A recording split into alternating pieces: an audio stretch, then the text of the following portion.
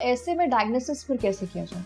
Diagnosis बहुत ही simple है। एक साधारण सा ब्लड टेस्ट है जिसमें हम टेस्ट करते हैं TSH हार्मोन का टेस्ट, T3 और T4 ये 3 हार्मोन की जांच करते हैं और अगर लगता है तो हम एडवांस रिपोर्ट्स करते हैं, वरना TSH, T3, T4 ये 3 रिपोर्ट्स काफ़ी सफिशिएंट है डायग्नोसिस के लिए। अच्छा डॉक्टर साहब, मैं ऐसे बहुत सारे लोगों को जानती हूँ जिन्होंने अपने थायराइड के टेस्ट करवाए, T3 T4 लेवल्स जो हैं वो ठीक निकले, लेकिन TSH बढ़ा हुआ था। सो इसका आप थोड़ा इलैबोरेट। TSH जो होता है ये हार्मोन है। ये हार्मोन हमारे ब्रेन में एक पिट्यूटरी नाम की ग्लैंड है उसमें से आता है। ये TSH ग्लैंड TSH जो हार्मोन है वो काम करता है हमारे थायराइड ग्लैंड के ऊपर और थायराइड ग्लैंड बनाता है T3 और T4। ये सब एक प्रकार के चेन सिस्टम में काम करते हैं।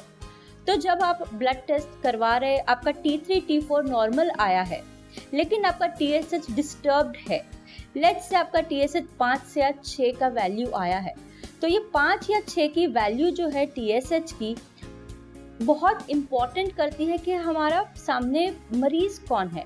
अगर ये कोई 25-30 साल की लेडी है जिसकी नई नई शादी हुई है, जो अभी चाहती है कि उनका प्रेगनेंसी ठहरे, तो इन केसेस में हम उसको ट्रीट करना पसंद करते हैं, जिसको हम सब क्लिनिकल हाइपोथायरॉयड कहते हैं। लेकिन अगर ये 5 या 6 की वैल्यू अगर 65 या 70 साल का आदमी या औरत लेके आती है तो हम उस पर ज़्यादा ध्यान नहीं देते, बिकॉज जैसे कि मैंने शुरुआत में बताया, उम्र के साथ साथ थायराइड ग्लैंड में चेंजेस आते हैं।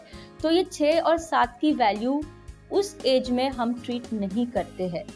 तो ये इम्पॉर्टेंट है, अगर आपका TSH बढ़ के आया है तो आप अपने थायराइड डॉक्टर से बात कीजिए कि ये क्या हो रहा है और क्या आपको दवाई की आवश्यकता है या नहीं है। और डिपेंडिंग ऑन आपके बाकी के रिस्क फैक्टर्स, आपके डॉक्टर्स शायद से आपको एडवांस थायराइड की टेस्ट बता पाए, जिसके वजह से आपका डायग्नोसिस कंफर्म हो पाए। जी।